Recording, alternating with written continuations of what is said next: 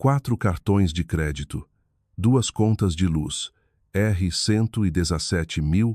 Eu tinha 15 anos quando abriram o primeiro, um Visa, com limite de R$ 17.500, feito com meu CPF enquanto eu estava lá em cima fazendo lição de matemática. Eu não sabia de nada, não sabia de nenhum deles, nem do cartão da loja que veio um ano depois, nem da conta de energia no meu nome, nem da conta de gás que manteve nossa casa aquecida durante 2 invernos paulistas, enquanto eu dormia num quarto que achava que era de graça. Descobri aos 19. Um locador em Alphaville puxou meu Serasa para uma proposta de aluguel e virou a tela para mim do jeito que um médico vira um raio-x quando a notícia é ruim. 412. Essa era a minha pontuação. Eu nem sabia que pontuação de crédito chegava tão baixo. Achava que a minha estaria em branco, página limpa, sem histórico, do jeito que o arquivo de uma menina de 19 anos deveria estar. Não estava em branco, estava destruído. Passei 5 anos limpando. R$ 2.000 por mês de um salário de caixa de loja que mal cobria aluguel e transporte. Sem viagens, sem roupa nova a menos que a velha tivesse buracos que aparecessem. Todo mês eu abria o app do cartão, via o saldo cair num número tão pequeno que quase não importava, e dizia para mim mesma que importava sim, 740. Essa é minha pontuação agora. Eu verifico todo dia de manhã, antes de escovar os dentes. Abro o app, espero o número carregar, expiro quando não mudou. Algumas pessoas olham a previsão do tempo. Eu olho o único número da minha vida que ninguém mais pode tocar. Tenho 27 anos. Moro num apartamento de um quarto na Vila Madalena, em São Paulo, e trabalho como analista de crédito na União Crédito Paulista, na Rua Fradique Coutinho. O apartamento é pequeno, 63 metros quadrados se você for contar, e eu sempre conto. A bancada da cozinha veio de um ponto de doação da Habitat Brasil. Lixei num fim de semana, selei com poliuretano, e agora é a única superfície da casa onde como, trabalho e tomo todas as decisões que importam. Meu sofá é um achado de brechó em Osasco por R$ 200, estofamento original que cheirava a cachorro de outra pessoa, recoberto com um tecido azul marinho que encontrei na Stock por R$ 55 o metro. Tudo nesse apartamento tem um preço que eu consigo rastrear. Esse é o ponto. Eu chamo de meu arquivo limpo. O primeiro espaço da minha vida onde cada item é meu, onde nada foi aberto pelas minhas costas, onde o único nome no contrato é o nome com que nasci e quase perdi. No armário do quarto, atrás de um casaco de inverno que comprei no brechó da vila 3 anos atrás, tem uma pasta Manila. É grossa, do tipo de grossa que significa anos. Dentro estão extratos de cartões que eu não assinei, cartas de contestação que digitei num computador de biblioteca aos 20, uma impressão de mensagem da minha mãe que diz: "Não seja dramática, Lívia. São só números." Eu guardo a pasta do jeito que algumas pessoas guardam seguro contra incêndio. Não porque espero o incêndio, porque já me queimei antes, e as cicatrizes me ensinaram que evidência é a única língua que certas pessoas entendem. Eu não abro a pasta com frequência, talvez uma vez por ano, quando algo me lembra. Um comercial sobre roubo de identidade, uma cliente na cooperativa com o arquivo destruído e uma história sobre um familiar que usou os dados dela. Eu tiro a pasta, olho, guardo de volta. Um ritual. Como checar as trancas antes de dormir. Eu trabalho com números agora. O que minha família acha engraçado do jeito que acham a maioria das coisas sobre mim engraçadas. Levemente, de longe, sem muita curiosidade sobre o quanto a piada realmente custa. Na União Crédito, eu analiso propostas de empréstimo, avalio risco, calculo relação dívida-renda.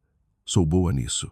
Minha supervisora, Janete, diz que eu tenho instinto para ler um arquivo Serasa, do jeito que algumas pessoas leem rostos, consigo ver onde o problema começou antes da pessoa explicar. Ela não sabe que o instinto veio de ler o meu próprio. Minha irmã mais nova, Thaís, tem 24 anos. Trabalha como atendente de locação numa imobiliária em Alphaville. Posta stories no Instagram sobre construir seu império e tem 3.200 seguidores que acham que ela é self-made. Tem um apartamento bonito. Dirige um carro com seguro que acredita pagar. Fez faculdade estadual com bolsa e o que minha mãe chamava de Apoio da família. Minha mãe é Estela Dantas, 53 anos, ativa no Facebook, posta sobre gratidão, jantares em família e ser abençoada. A foto de perfil somos nós duas, eu e Thaís, no brunch de Páscoa do ano passado. Na foto eu estou sorrindo. Eu sempre sorrio nas fotos dela. É mais fácil do que explicar por que não sorriria. Meu pai é Bruno, 55 anos, supervisor de armazém. Quietão do jeito que as pessoas chamam de tranquilo quando querem dizer ausente. Ele não cuida do dinheiro, não cuida de quase nada. Quando perguntei sobre os cartões aos 19, ele disse: "Sua mãe cuida dessas coisas, fala com ela." Eu falei. Ela me disse para não ser dramática. 3 semanas atrás, Thaís postou um vídeo. Filmou durante uma visita ao meu apartamento, visita que eu não convidei. Mas essa é a Thaís. Ela aparece, avalia, narra. Ela andou pela sala com o celular na mão, filmando o sofá, a bancada, a estante que montei com blocos de concreto e tábuas de pinho. Colocou legendas. Minha irmã realmente disse minimalismo chique. Zoom na minha mesa pequena no canto, onde faço cursos de educação continuada à noite. Isso é o que acontece quando você pula a faculdade. Postou como riel de comédia. Mamãe comentou: "Haha, tão verdade." Papai colocou emoji de riso com lágrimas. Em 48 horas, 14.000 pessoas tinham visto minha irmã andar pela vida que construí a partir de uma pontuação de 412 e rir do tamanho dos cômodos.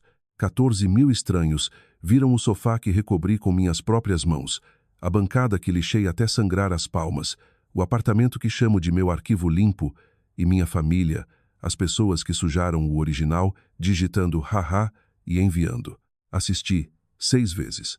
Não porque sou masoquista, embora provavelmente exista uma metáfora de crédito para isso, algo sobre juros compostos na própria dor. Assisti porque toda vez pegava um detalhe novo, um detalhe que Thaís tinha salgado no vídeo e que eu tinha perdido na primeira passada. Do jeito que você perde lançamentos no extrato quando rola rápido demais. Na primeira vez, só ouvi o tom. A voz da Thaís fazendo aquela narração meio riso que usa em todo o conteúdo, a que diz: "Não estou sendo maldosa, estou sendo relatable." A câmera varrendo a sala como quem faz perícia de cena de crime.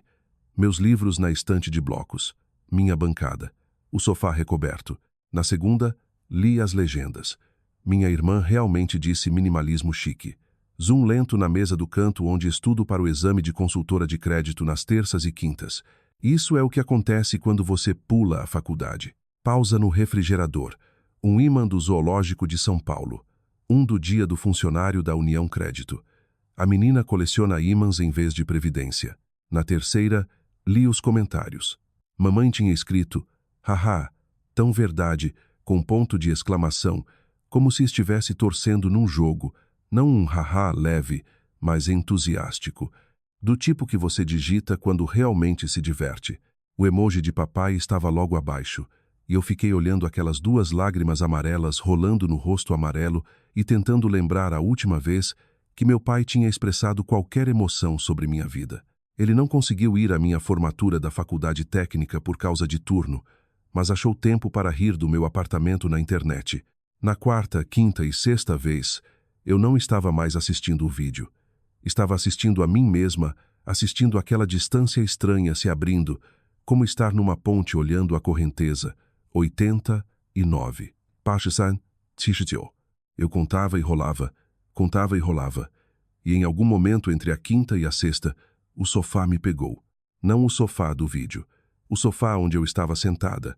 O tecido azul marinho, a estrutura de brechó, o tecido que cortei e grampeei numa tarde de sábado com tutoriais do YouTube e uma grampeadora emprestada, porque não podia pagar um estofador, porque não podia pagar quase nada, porque aos 19 anos eu estava num escritório de locador em Alphaville, vendo um homem de polo virar a tela do computador para mim como um veredito. 412. Esse era o número na tela. Ele não disse nada por alguns segundos, só deixou o número ali entre nós, vermelho e absoluto, do jeito que uma nota vermelha fica no boletim. Depois disse: "Desculpe, senhorita Drummond, não podemos aprovar com essa pontuação." Eu não entendia. Nunca tive cartão de crédito. Nunca comprei nada parcelado. Nunca avalizei nada. Tinha 19 anos, e meu histórico financeiro deveria ser página em branco, o tipo de arquivo limpo com que se começa a vida adulta. Intocado. Cheio de potencial. Em vez disso, havia 4 cartões de crédito, 2 contas de luz, R$ 117.000, R$ 400 de dívida presos num nome que eu carregava desde o dia em que nasci, usado pelas pessoas que me deram antes que eu fosse velha o suficiente para saber que tinha valor. Fiquei sentada no carro no estacionamento daquele locador por 40 minutos. Motor ligado, ar quente. Mãos no volante em 10 e 2, como se fosse dirigir para algum lugar, mas não me mexi. Liguei para minha mãe. Ela atendeu no terceiro toque. Dava para ouvir Thaís ao fundo. Devia ter 16 anos. Tocando música, rindo de algo. O som de uma casa que funcionava. O som de uma família que tinha ar quente, luz e fogão a gás. Tudo passando por contas com meu nome e minha pontuação por baixo, como uma fundação rachada. Mãe, tem R$ 117.000 de dívida no meu Serasa. Cartões, contas de luz. Eu não abri nenhuma. Uma pausa. Depois uma risada curta, nervosa, do tipo que parece tosse. Ah, filha, a gente ia pagar isso. Você sabe como as coisas apertaram depois que o horário do seu pai diminuiu. Foi só uma ponte. Só isso. Não seja dramática, Lívia. São só números. Só números. A mesma coisa que ela disse sobre meu prêmio de matemática no 7º ano. São só números, filha. Sua irmã entrou na equipe de dança. Vamos focar nisso hoje. Só números. Como se os números não tivessem me trancado fora de um apartamento. De um futuro. De um nome que era meu. Passei os 5 anos seguintes naqueles números. R$ 2.000 por mês do salário de caixa, numa loja de artigos para casa no Shopping Eldorado. Morei numa república com 3 colegas. 2 tinham pontuação que nunca precisaram pensar. A terceira tinha 26 e reconstruía depois do divórcio. Comemos muito arroz. Aprendi a cozinhar feijão do seco porque enlatado custava 60 centavos a mais. Contestei contas num computador de biblioteca porque não tinha notebook. E todo mês abria o app.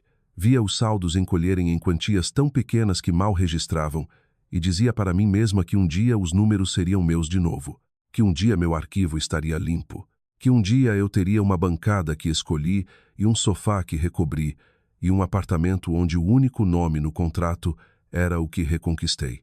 Tinha 25 quando me candidatei à União Crédito Paulista. Minha pontuação estava em 680, não perfeita, mas humana, reconstruída. A mulher que me entrevistou foi Janete Okafor, 44 anos, ex-investigadora de fraudes bancárias que tinha baixado o ritmo para a cooperativa depois de 15 anos, perseguindo gente que fez exatamente o que meus pais fizeram. Olhou meu currículo. Olhou o vão entre o ensino médio e o técnico, os 5 anos de nada, que na verdade foram 5 anos de tudo. Perguntou, o que aconteceu entre 18 e 23? Contei a verdade. Não toda. O suficiente. Meus pais abriram contas no meu nome. Passei 5 anos pagando e reconstruindo meu crédito. Janete se recostou. Tirou os óculos. Olhou para mim do jeito que imagino que olhava para um caso que confirmava o que já suspeitava. Reconstruiu de 412, disse, filha, estou no setor há 20 anos, e isso é mais difícil que a maioria dos diplomas de 4 anos. Me contratou naquela tarde. 1 ano depois, numa terça lenta no escritório, mencionei o roubo de identidade de novo, casualmente, do jeito que se menciona uma lesão antiga quando o tempo muda. Janete largou a caneta e disse algo que eu não estava pronta para ouvir. Lívia, se uma cliente entrasse aqui com esse relatório, eu diria para ela registrar ocorrência na polícia, família ou não. Pausou. Roubo é roubo. Sorri. Assenti. Mudei de assunto. Guardei a frase em algum lugar fundo, do jeito que você guarda um documento que não está pronta para usar, mas não consegue jogar fora. Você já descobriu que as pessoas que deveriam proteger seu nome eram as que o vendiam? Eu descobri. E por 8 anos decidi que o preço da paz era o silêncio. 3 semanas atrás, minha irmã decidiu que silêncio não bastava. Queria que 14.000 pessoas rissem também. Aqui vai algo que não ensinam em nenhum curso de consultoria de crédito.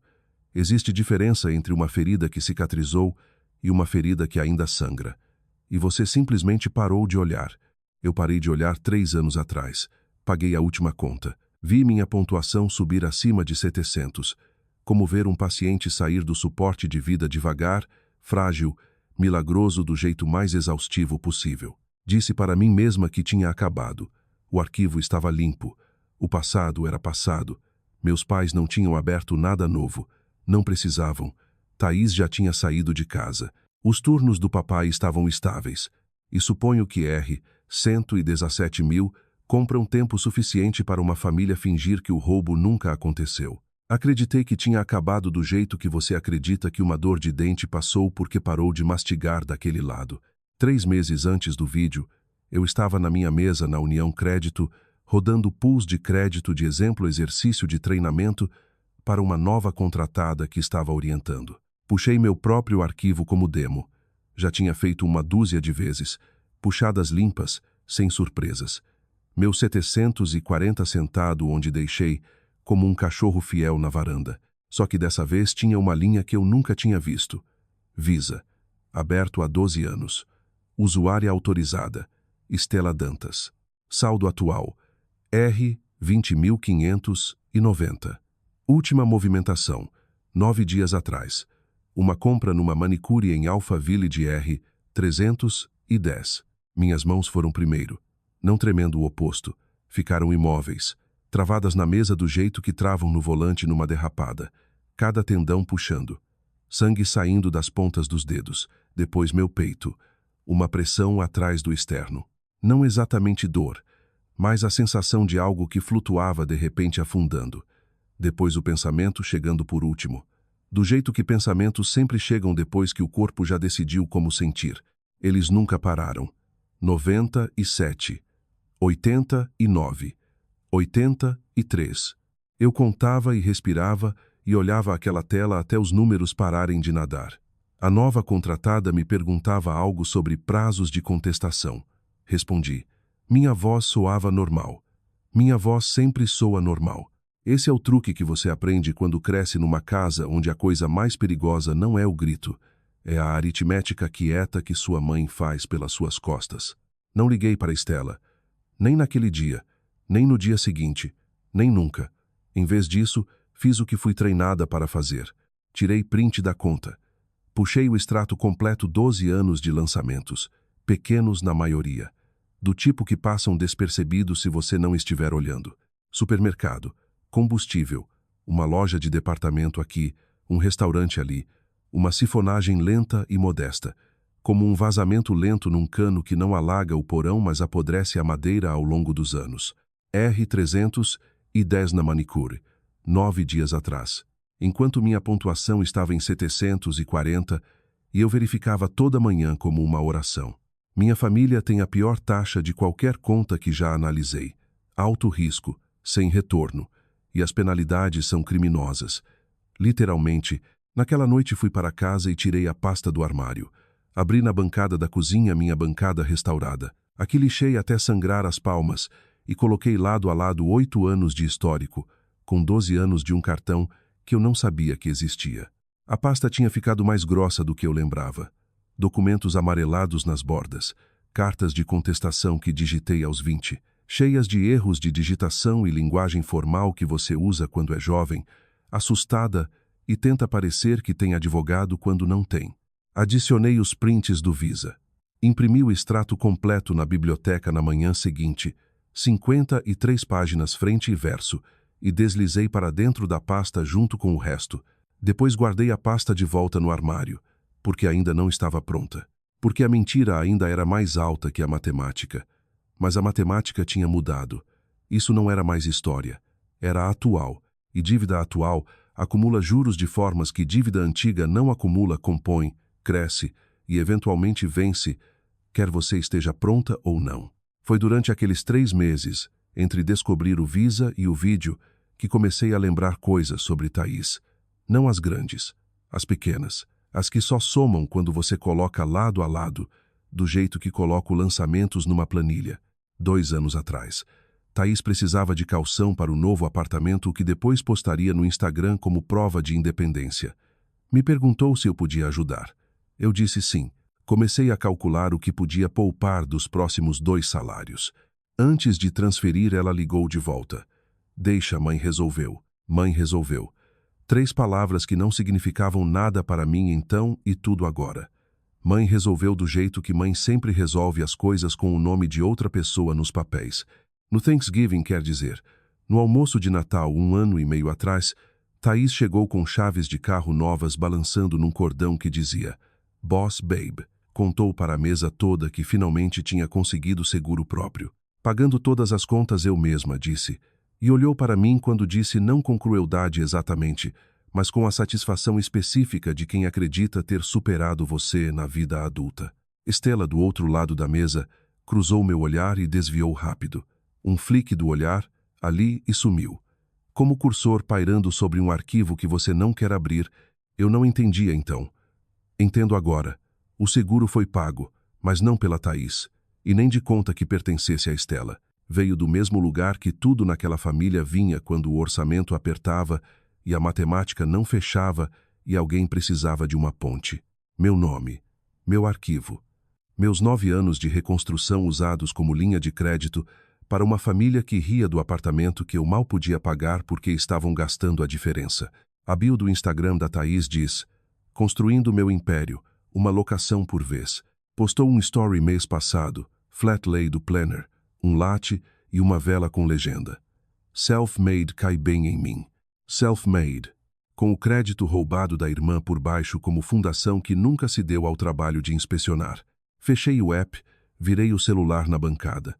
E pela primeira vez em 8 anos, a pasta no armário parou de parecer seguro contra incêndio. Começou a aparecer evidência. O algoritmo não ligava para contexto. Só via engajamento. Na sexta à noite o vídeo tinha 200 visualizações, o público usual da Thaís. Os mesmos 30 amigos que curtem tudo, mais uma trilha de estranhos que o algoritmo alimenta para qualquer conteúdo com momentum suficiente. No sábado à tarde, depois que minha mãe adicionou o comentário e meu pai colocou o emoji, pulou para 4.000. Algo sobre familiares rindo publicamente da própria filha deu ao algoritmo o que queria. Reação, pessoas clicando não porque era engraçado, mas porque precisavam ver se era real. Se uma mãe realmente digitou haha, tão verdade embaixo de um vídeo zombando da casa da própria filha, no domingo 14.000. Eu sei o número exato porque ficava atualizando. Do jeito que você fica tocando um hematoma para ver se ainda dói. Ainda doía. Toda vez. Meu celular começou a vibrar com mensagens de gente que eu não falava desde o colégio. Uma menina que sentava do meu lado na aula de português mandou print, sem comentário, só o print, que era seu próprio tipo de comentário. Uma colega da União Crédito mandou, é sua irmã? Respondi com um emoji de joinha, que no setor de crédito equivale a estou ciente da situação e vou tratar internamente. Mas eu não estava tratando. Estava sentada no meu sofá, o de R200, o que agora tinha 14.000 testemunhas da sua existência, atualizando os comentários como quem puxa um fio de um suéter que não consegue parar de desfiar. A seção de comentários tinha se dividido em 2 países. País 1 estava rindo. Esse sofá, hein? A menina precisa de intervenção do Pinterest. É por isso que se faz faculdade, galera. Vinham em grupos, rápidos e rasos, do tipo que as pessoas digitam sem tirar os olhos do que estão fazendo. Crueldade drive-by. Eu já tinha visto 1000 vezes no conteúdo dos outros. É diferente quando o sofá é seu. País 2 era mais lento, mais quieto. Comentários que demoravam mais para digitar porque as pessoas escolhiam as palavras com cuidado. Espera, a própria família postou isso. E a mãe comentou, haha, isso não é conteúdo. É cyberbullying com desconto familiar. A parte mais triste não é o apartamento. É a mãe rindo. E então, enterrado em 47 respostas, um comentário de uma mulher com foto de perfil de pôr do sol e um username que nunca vou esquecer, @marisoldesp. Ela não escreveu piada, não escreveu opinião, escreveu um parágrafo. Minha família fez isso comigo também. Não o vídeo, a dinâmica. Ser aqueles riem porque é mais fácil do que ver o que você realmente construiu. Não te conheço, mas conheço esse sentimento. Você merece mais do que ser o alvo da piada deles. E seu apartamento parece de alguém que cuida do que é seu. Li 4 vezes.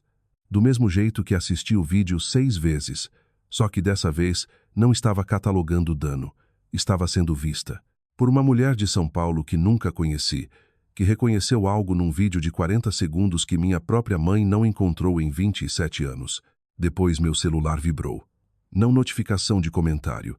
Um alerta de crédito. Tenho o app de monitoramento configurado para notificar qualquer lançamento acima de R$ 250 em qualquer conta associada ao meu CPF. É um reflexo que construí nos anos de reconstrução. Um alarme ligado na parte do cérebro que nunca parou de vasculhar a próxima coisa tomada sem pedir. Estela Dantas. R. 8700. Renner, Alphaville. Minha mãe estava fazendo compras na Renner num cartão Visa com meu nome no mesmo domingo à tarde, em que 14.000 pessoas assistiam ela rir do apartamento que eu mal podia pagar. Coloquei o celular na mesa. Peguei. Coloquei de novo. 97. 89. Não contei depois de 89. Não precisava. Algo tinha mudado, não um estalo, não uma quebra, mas como um trinco deslizando para casa. O tipo de clareza mecânica que não vem com barulho, vem com ausência de barulho. A última pergunta que restava a eles: estão fazendo isso de propósito? Se respondendo sozinha numa compra de R$ 1.700 numa loja de departamento enquanto o vídeo rodava, os comentários rolavam e minha mãe digitava haha com os mesmos dedos que assinaram meu nome numa proposta de cartão 12 anos atrás. Eu ainda estava no sofá. O sofá azul marinho de R$ 200 visto 14.000 vezes. Meu celular na almofada ao lado, o alerta de crédito ainda na tela, o comentário da Marisol ainda na cabeça. Uma estranha de São Paulo conseguia me ver. Minha própria mãe não conseguia ou não queria. E a diferença entre esses dois verbos tinha parado de importar. Olhei para o outro lado da sala. A porta do armário estava entreaberta. Eu tinha deixado assim de manhã pegando uma jaqueta. De onde estava sentada dava para ver a borda da pasta Manila, espiando de trás do casaco de inverno como uma lombada numa prateleira. Paciente e grossa de anos. 8 anos de documentos. 5 anos de pagamentos. 12 anos de um cartão que não sabia que existia até 3 meses atrás. Mensagens, extratos, cartas de contestação digitadas num computador de biblioteca por uma menina de 20 anos que não podia pagar advogado e não sabia que precisava. Eu tinha guardado aquela pasta do jeito que as pessoas guardam kits de emergência, selada, mantida, mas nunca aberta. Porque abrir significa que a emergência é real. A emergência era real. Sempre foi real. Eu só tinha chamado de família porque foi isso que minha mãe me ensinou a chamar, e eu fui uma aluna muito boa. Eu estava guardando aquela pasta como proteção? Pensei. Ou estava sempre esperando permissão para revidar? Marisol não me deu permissão. A sessão de comentários não deu. A compra de R$ 1.700 na Renner não deu. Ninguém te dá permissão para parar de ser o alvo da piada. Você simplesmente para de rir. Levantei do sofá. Andei até o armário. Tirei a pasta. Levei até a bancada da cozinha, minha bancada. Aqui lixei. Aonde todas as decisões que importam são tomadas. Abri, não do jeito que abria antes, com cuidado. Como visitar um túmulo antigo. Dessa vez abri do jeito que abro um arquivo de empréstimo no trabalho. Com propósito, com checklist se formando na cabeça. Com a parte do cérebro que lê históricos de crédito, calcula risco e sabe, profissional e pessoalmente, que a única coisa pior que dívida não paga é dívida não reconhecida. Se você tivesse aquela pasta no armário, 8 anos de prova que as pessoas que te criaram roubaram o nome que te deram, você abriria ou deixaria lá mais 8 anos, ficando mais grossa, mais pesada, enquanto sua família comprava no seu crédito, ria do seu apartamento e digitava haha, como se fosse a coisa mais engraçada que já viram. Eu abri e não guardei de volta. Segunda de manhã, entrei na União Crédito às 8h15 com a pasta na bolsa. Não a bolsa Tote que costumo levar para a feira aos sábados, de lona, nada especial, mas naquela manhã ela continha 53 páginas de extratos do Visa, 4 propostas originais de cartões com meu CPF impresso em caixas que nunca preenchi, 7 anos de correspondência de contestação e um print de mensagem da minha mãe que guardava no celular desde os 19. A bolsa quase não pesava, talvez 1 quilo. Era a coisa mais pesada que eu já tinha levado para o trabalho. Não fui direto para a Jeanette. Fui para minha mesa. Loguei. Abri o template padrão de documentação de fraude que usamos quando um cliente chega com arquivo comprometido o formulário que pede números de conta, datas de atividade não autorizada, relação com o autor e timeline de descoberta. Já tinha preenchido dezenas desses para outras pessoas. Nunca para mim. Digitei meu próprio nome no primeiro campo. Lívia Drummond. Data de nascimento. CPF os mesmos 9 dígitos que tinham sido usados para abrir contas antes que eu soubesse o que era pontuação de crédito. Relação com o autor. Mãe. Pai. Irmã. Cheguei ao 8º campo antes de minhas mãos pararem. Não de emoção do peso de como aquele formulário tornava aquilo comum. Caixa por caixa, o crime da minha família parecia exatamente igual a todo o caso de roubo de identidade que já processei nessa mesa. A única diferença era que a maioria das minhas clientes chorava ao contar. Eu não estava chorando. Estava preenchendo caixas com a mão firme de alguém que teve 8 anos para converter luto em dados. Jeanette me encontrou no almoço. Não perguntou o que havia de errado. Jeanette não faz perguntas que já consegue responder 20 anos em investigação de fraudes. Tiraram isso dela. Sentou do outro lado da minha mesa, colocou o café ao lado do meu e disse: "Você está quieta demais hoje. E você nunca fica quieta. É a única analista que narra as avaliações de risco em voz alta como narradora de futebol." Quase ri. Quase. Em vez disso, enfiei a mão na bolsa e tirei a pasta. "Preciso que você olhe isso", eu disse. Não como minha supervisora, como alguém que já investigou gente que fazia exatamente isso para viver. Jeanette abriu a pasta. Leu do jeito que lê tudo rápido no começo, escaneando estrutura, depois devagar quando algo pega. Vi os olhos dela percorrerem as aberturas de conta, as datas, minha idade na época de cada uma. 15, 16, 17, o Visa que ainda estava ativo, a compra de 9 dias atrás.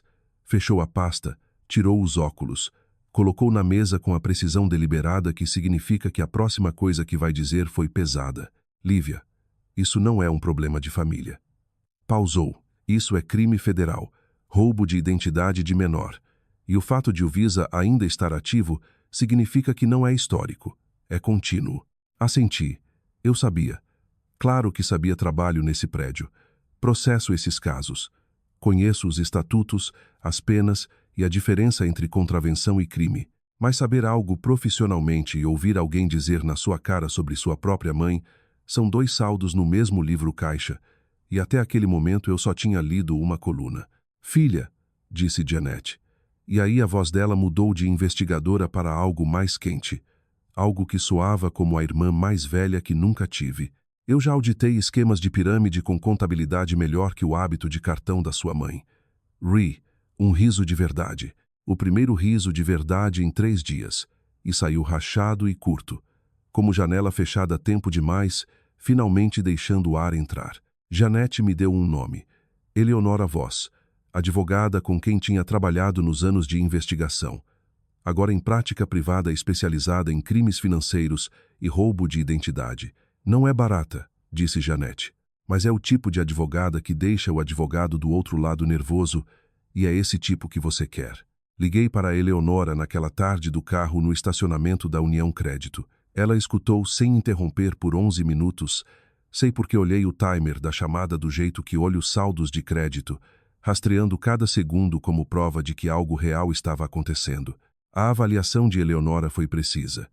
As contas históricas, os 4 cartões e 2 contas de luz, de quando eu era menor eram complicadas pelo tempo. Prescrição varia em São Paulo para roubo de identidade, e algumas contas estavam fechadas havia anos. Mas o Visa ativo com 12 anos de lançamentos e uma compra de R$ 1.709 dias atrás, isso era atual. Cada novo lançamento resetava o relógio. Cada swipe daquele cartão era um ato fresco de fraude. "A última compra da sua mãe", disse Eleonora, "é sua peça de evidência mais forte." O ironia não me escapa. Pediu que eu compilasse tudo num único arquivo organizado. Cronológico, aberturas de conta primeiro, depois registros de pagamento, correspondência, extratos do cartão ativo, depois as mensagens. Disse que começaria uma ação formal depois de revisar o pacote completo. "Uma coisa a mais", disse antes de desligar. "Tornar público é sua escolha. O caso jurídico fica de pé independentemente, mas se escolher compartilhar algo publicamente, certifique-se de que seja factual, documentado e que você esteja pronta para o que vem depois. Porque uma vez que as pessoas veem isso, não conseguem mais não ver. Passei aquela semana montando o arquivo, não no trabalho em casa, na minha bancada, depois do expediente. A mesma bancada onde como e estudo e tomo todas as decisões que importam. Escaneei as propostas originais de conta, as que tinham meu CPF de menor preenchido na letra da minha mãe. Organizei os extratos do Visa por ano, 12 anos de lançamentos que somavam em média R$ 1.600 por mês, totalizando mais de R$ 230.000 numa conta que nunca abri. Tirei prints das mensagens. A não seja dramática da minha mãe. O mãe já resolveu da Thaís.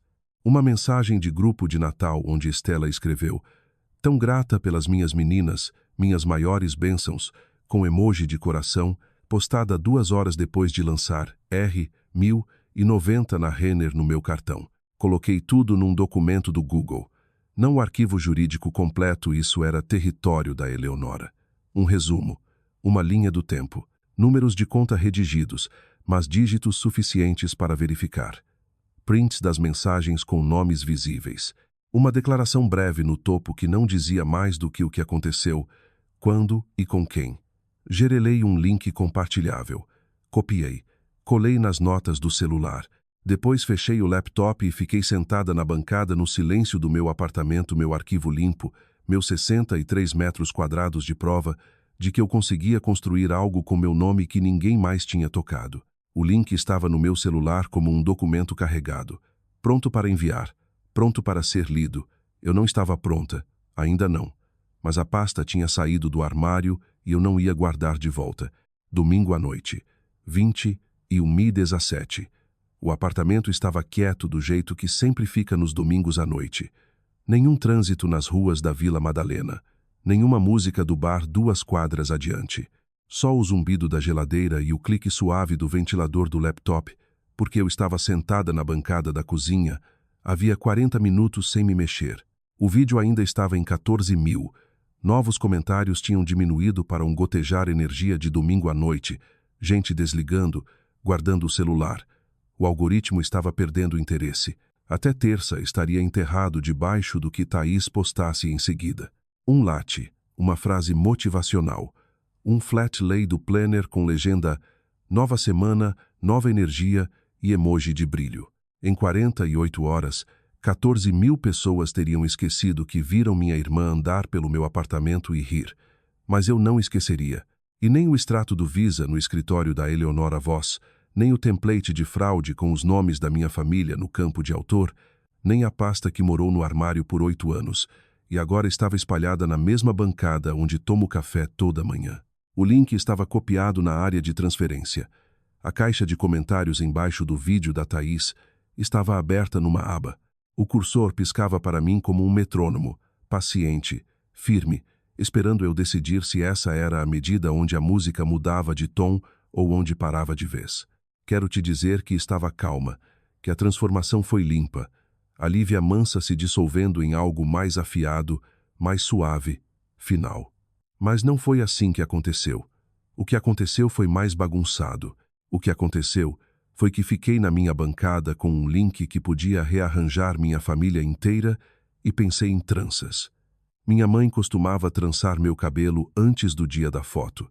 Todo ano, do fundamental ao 9º ano, ficava atrás de mim no banheiro, dedos rápidos e certos, puxando mechas firmes o suficiente para segurar, mas não o suficiente para doer. Cantarolava enquanto fazia não uma música, só um som, o tipo de ritmo que vem de um corpo fazendo algo que sabe fazer sem pensar. Eu olhava para ela no espelho, e o rosto dela naqueles momentos era a coisa mais próxima de amor que eu conseguia apontar e dizer: ali, é assim que parece. Meu pai me ensinou a andar de bicicleta na garagem da casa na Rua das Acácias. Aqui tinha a conta de gás no meu nome. Segurava o banco e corria ao lado, botas de trabalho batendo no concreto, e quando soltou, não avisou. Eu só continuei pedalando. Virei e ele estava 10 metros atrás com as mãos nos joelhos, respirando forte, sorrindo. Essas são memórias reais. Aconteceram. E aconteceram na mesma casa, pelas mesmas pessoas. Nos mesmos anos em que meu CPF era digitado em propostas de crédito que eu nunca veria, até destruírem meu futuro. Essa é a parte que ninguém te conta sobre traição familiar. Não é um arquivo limpo. Não é um livro-caixa onde o ruim cancela o bom ou o bom cancela o ruim. É os dois. Sempre os dois. As mesmas mãos que trançavam meu cabelo assinaram meu nome numa proposta de visa. O mesmo homem que me ensinou a equilibrar em 2 rodas não conseguia equilibrar um orçamento sem pedir emprestado minha identidade. E a pior parte não é a contradição. A pior parte é que o amor era real e o roubo também era real. E eu tive que ficar na minha bancada da cozinha às 21h17 de um domingo à noite e decidir qual verdade pesava mais. Minha mão se moveu na direção da tela do laptop, não para digitar para fechar. Do jeito que você fecha um livro que não tem certeza se quer terminar porque já sabe que o final vai custar algo que não consegue recuperar, 97. Se eu postasse esse link, as pessoas leriam. Não 14.000 pessoas rolando um reel de comédia, pessoas que clicariam, leriam, fariam a matemática e entenderiam que minha mãe cometeu crime federal antes que eu tivesse idade para dirigir. 89. Se eu postasse esse link, o perfil do Facebook da Estela Dantas, o dos posts de gratidão e hashtags de abençoada e a foto do brunch de Páscoa, onde eu sorrio porque é mais fácil do que explicar, viraria evidência numa história que ela não conseguiria narrar. 83. Se eu postasse esse link, meu pai saberia que a aula de bicicleta e as tranças e a conta de gás eram todas parte da mesma vida e que a filha dele tinha guardado os recibos de tudo. 79. Minha mão estava na tela, um dedo na borda do laptop, pronta para fechar, pronta para colocar o link de volta nas notas do celular e a pasta de volta no armário e o silêncio de volta sobre tudo, como um cobertor sobre um fogo que já queimou o chão. Então meu celular vibrou. Notificação de comentário. Thaís tinha respondido alguém no fio, uma pessoa que tinha escrito: "Isso é meio maldoso, né?" Resposta da Thaís: "LOL. Ela tá na era minimalista. Relaxa. São só brincadeiras." Li 2 vezes. Na primeira, esperei a raiva. Não veio. Na segunda, esperei a dor. Essa também não veio.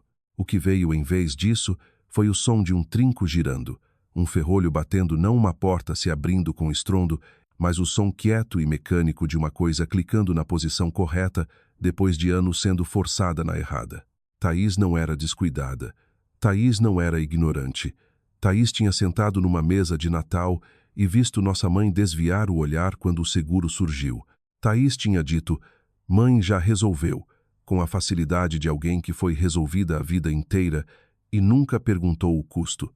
Thaís postou um vídeo zombando do apartamento que a irmã mal podia pagar e depois chamou de "só brincadeiras". A mesma frase, o mesmo descarte, a mesma palavrinha pequena que minha mãe usava quando chamava 117.000 de só números. Elas não eram diferentes. Eram a mesma frase, passada como receita de família: minimizar, descartar, rir. E quando alguém aponta o dano, chamar de dramática. A mentira a que eu carregava desde os 19, a que dizia que dívida de família é compartilhada. Isso é o que boas filhas fazem. Silêncio é o preço de pertencer. Não quebrou. Não estilhaçou. Só ficou legível. Como segurar um documento contra a luz e finalmente ler a letra miúda que você ignorava porque tinha medo do que dizia. Isso não é família. Isso é um sistema. E eu sou o recurso que ele roda. Tirei a mão da tela e coloquei no teclado. Digitei uma linha. Já que estamos compartilhando, aqui está porque o apartamento é pequeno. Colei o link. Li uma vez. Não editei. Não acrescentei explicação. Não amaciei com contexto, nem acolchoei com disclaimer. 11 palavras e um URL. A frase mais honesta que escrevi em 27 anos. Postei. Depois fechei o laptop. Não com raiva, não em triunfo. Do jeito que você fecha um arquivo depois que a última entrada foi feita e os números finalmente estão corretos. Lavei minha caneca de café. Apaguei a luz da cozinha. Pluguei o celular na mesinha de cabeceira e virei para baixo, tela contra a madeira. Notificações silenciadas. O mundo inteiro brilhante e barulhento de 14.000 opiniões, prensado em silêncio contra minha mesinha IKEA. Fui dormir. E pela primeira vez em mais tempo do que consigo calcular, e eu calculo tudo, dormi depois do alarme. Acordei às 7h43 numa segunda. coisa que nunca aconteceu na história do meu emprego na União Crédito Paulista.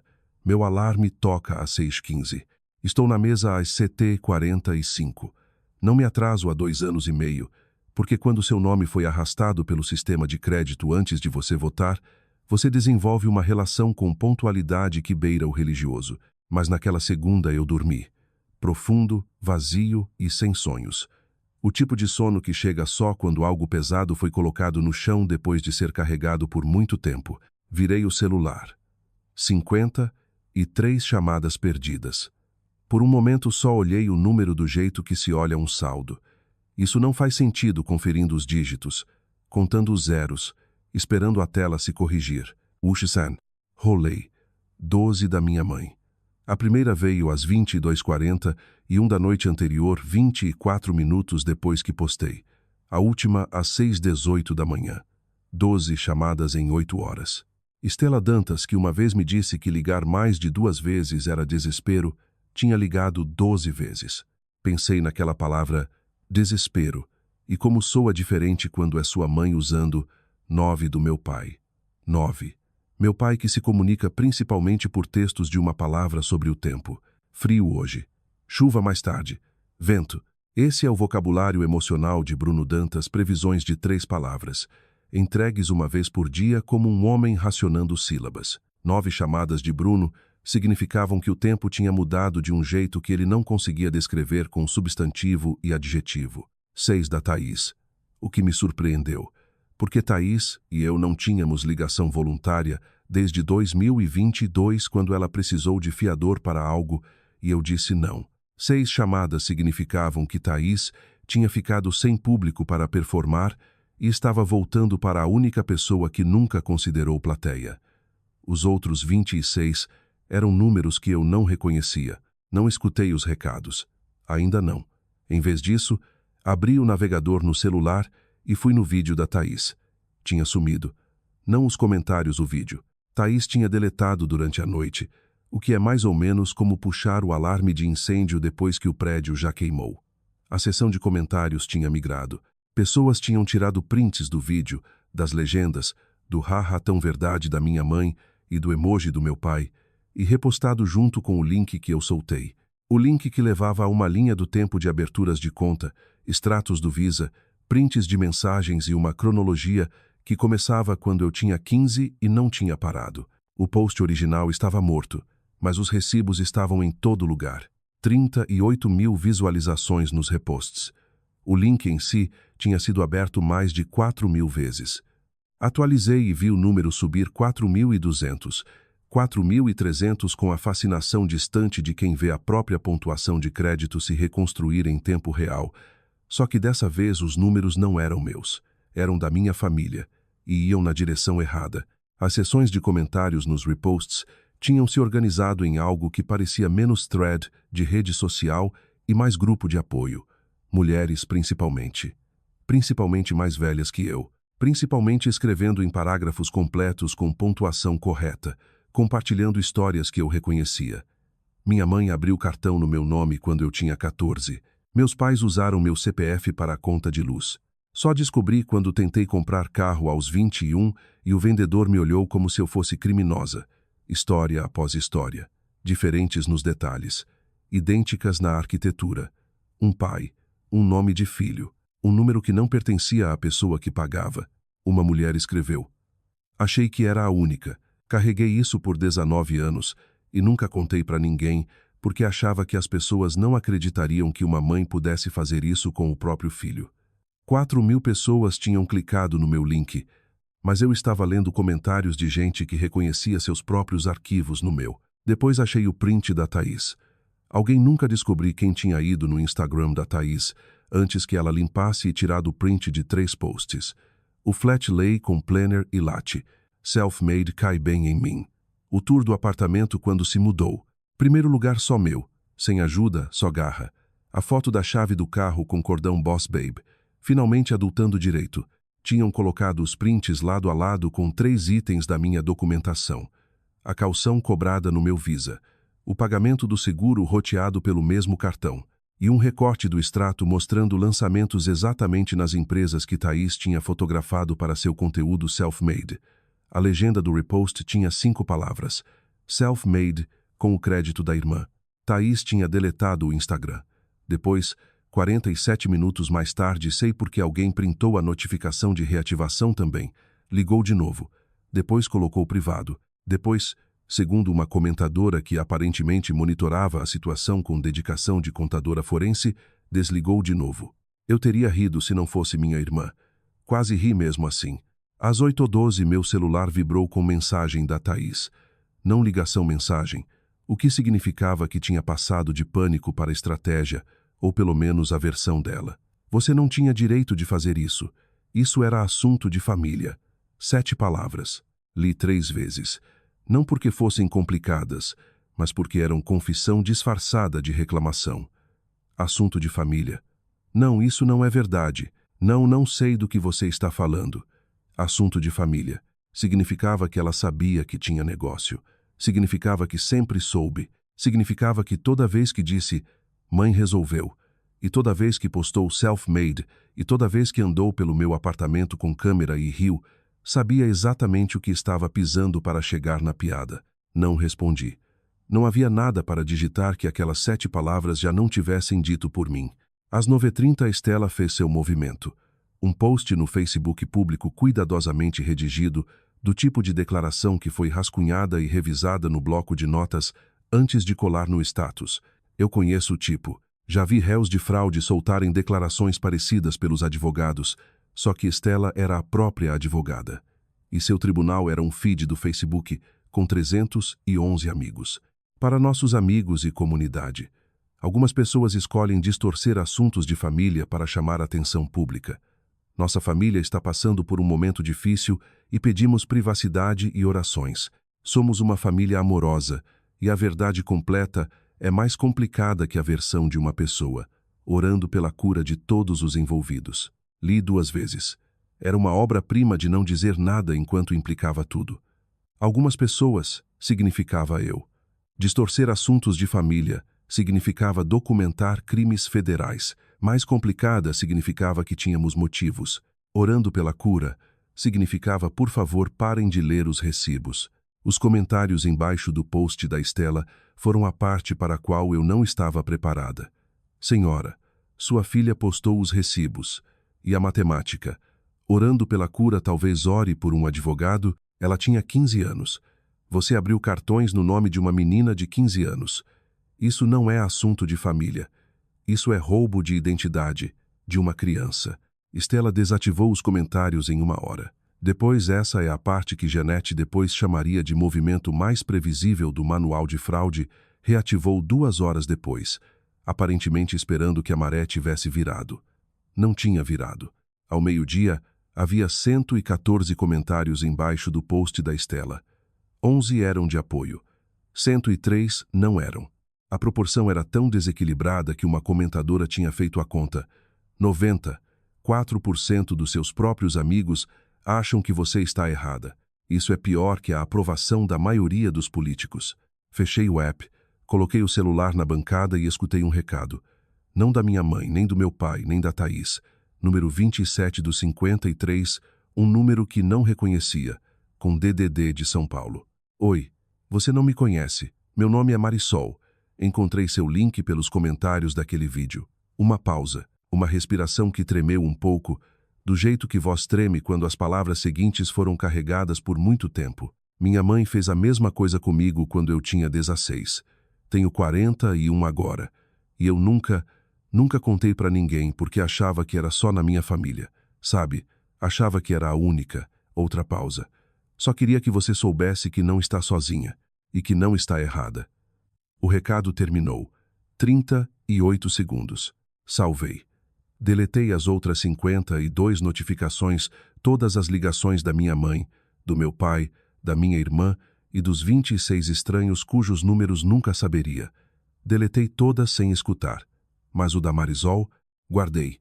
Porque Marisol não ligou para gerenciar crise, não ligou para controlar narrativa, nem proteger imagem, nem me dizer que eu não tinha direito. Ligou porque reconheceu algo no relatório de crédito de uma estranha que carregava sozinha por 25 anos e por 38 segundos não estava mais sozinha. Nem eu. 3 meses depois me mudei. Não longe 6 quilômetros para leste, ainda em São Paulo, ainda num bairro onde posso ir a pé até uma cafeteria, uma biblioteca e um supermercado que tem feijão seco que aprendi a cozinhar quando tinha 20, quebrada e reconstruindo uma pontuação que pertencia a mim no nome, mas não na prática. O novo apartamento tem 2 quartos, o segundo tem janelas viradas para o leste, e de manhã a luz entra num ângulo que faz o quarto parecer projetado por alguém que entendia que espaço não é sobre metros quadrados, é sobre o que você escolhe colocar nele. Estou transformando esse quarto em escritório. Um de verdade. Mesa, luminária, estante não blocos de concreto e tábuas dessa vez, mas uma estante de verdade que pedi online e montei sozinha num sábado à tarde com podcast tocando e ninguém filmando para conteúdo. O sofá de brechó veio junto. Recobri de novo terceira vez num tecido que realmente escolhi, em vez do que era mais barato na sobra. Um verde escuro, a cor de algo que cresceu devagar e não vai a lugar nenhum. Eleonora Voss protocolou o caso 6 semanas depois que postei o link. O Visa Ativo é a peça central 12 anos de lançamentos, os mais recentes com data de poucos dias antes do vídeo, que tornou tudo público. Cada swipe, explicou Eleonora, constitui um ato separado de fraude. A compra de R$ 1.700 na Renner que minha mãe fez no domingo, em que ria do meu apartamento é, juridicamente falando, a evidência mais fresca num padrão de 12 anos. A ironia não precisa de metáfora de crédito. Fala por si. Minha pontuação está em 762 agora. O Visa contestado foi formalmente removido do meu Serasa depois que a ação da Eleonora acionou investigação da emissora. 22 pontos. Isso foi o que 12 anos de gasto alheio me custaram no papel. O custo real não está em nenhum relatório, mas os 22 pontos parecem encontrar um cômodo na casa que você não sabia que existia pequeno, mas seu e limpo. Janete me recomendou para o time de prevenção a fraudes da União Crédito. Comecei mês passado. O título é maior, a mesa é maior, e o trabalho é a mesma coisa que venho fazendo desde os 19. Ler arquivos de crédito e encontrar os lugares onde a assinatura de outra pessoa não bate com o nome na conta. A diferença é que agora faço para outras pessoas. E quando uma mulher senta na minha frente com arquivo destruído e história sobre um familiar que pegou emprestado os dados dela, eu não me encolho, não julgo. Puxo o template de documentação e digo, vamos começar pela primeira conta que abriram. Vamos dali. Janete chama de experiência de campo. A maioria dos analistas de fraude treina anos antes de desenvolver seus instintos, me disse no meu primeiro dia no novo cargo. Os seus foram involuntários. Ela não está errada, mas dessa vez estou escolhendo. Essa é a diferença que importa. A família Dantas, minha família, embora a palavra agora sente diferente na minha boca, mais leve, como algo que seguro por escolha, em vez de obrigação, está mais quieta do que nunca. O Facebook da Estela está silencioso há 6 semanas. Sem posts de gratidão, sem hashtags de abençoada, sem fotos de brunch de Páscoa com filha sorrindo porque é mais fácil do que explicar. Seus 311 amigos viram os comentários embaixo do post de controle de dano, e a matemática foi mais alta que as orações. Não verifico a página dela. Janete me disse para não verificar, e Janete geralmente está certa sobre as coisas que importam. Thaís perdeu o emprego. A imobiliária onde trabalhava, a que alugava apartamentos e coletava calções de pessoas que confiavam nela com dados pessoais, decidiu que uma funcionária publicamente associada a um caso de roubo de identidade não era a melhor cara para a marca. Não sei os detalhes, não perguntei, mas tem algo na arquitetura dessa consequência que não precisa de comentário. Uma mulher que se serviu do crédito da irmã, demitida de um emprego que exigia confiança de outras pessoas. A matemática se faz sozinha. Thaís não mandou mensagem desde as 7 palavras. Nem eu. O silêncio entre nós não é frio. É só preciso. Não sobrou nada para dizer que os números já não tenham dito.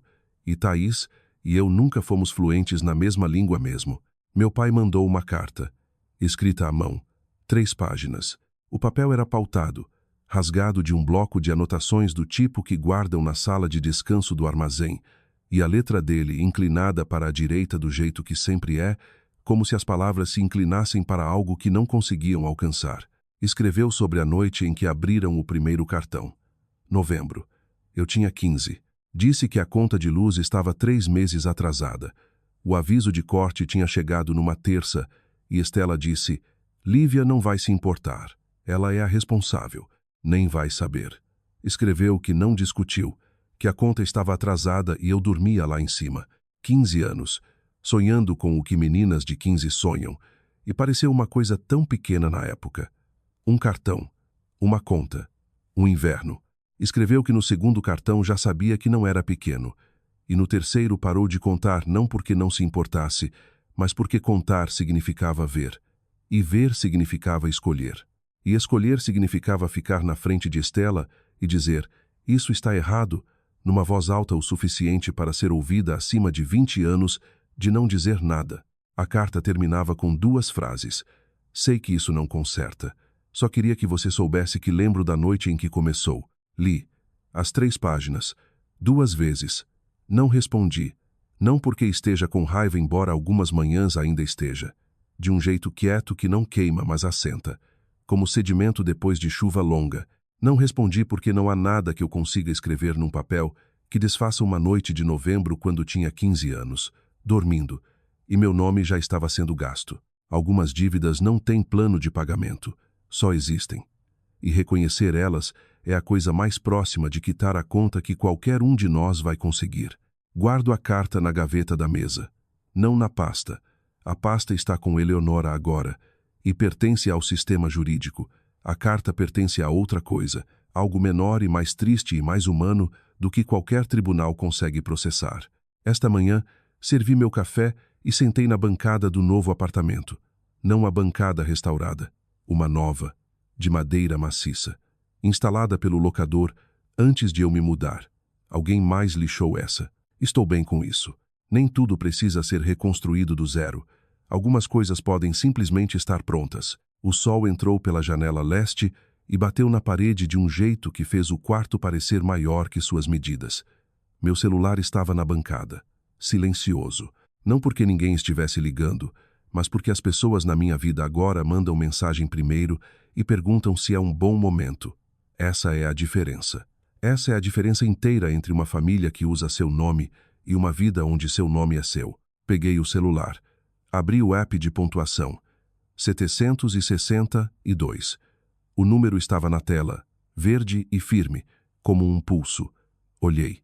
Fechei o app. Pela primeira vez em 8 anos, não precisei verificar de novo amanhã. O que significa ter bom crédito quando as pessoas que te deram seu nome são as que o arruinaram? E o que significa reconstruir não a pontuação, mas a crença de que seu nome é seu? Ainda estou trabalhando na segunda pergunta, mas a primeira posso responder. Significa que o arquivo está limpo. Significa que cada linha é minha. Significa que tenho 27 anos, sentada num apartamento de 2 quartos em São Paulo, com janelas viradas para o leste e um sofá verde e uma pontuação de crédito que reconquistei um pagamento de R$ 2.000 por vez. 762. Posso verificar de novo amanhã. Não por medo, só porque é meu.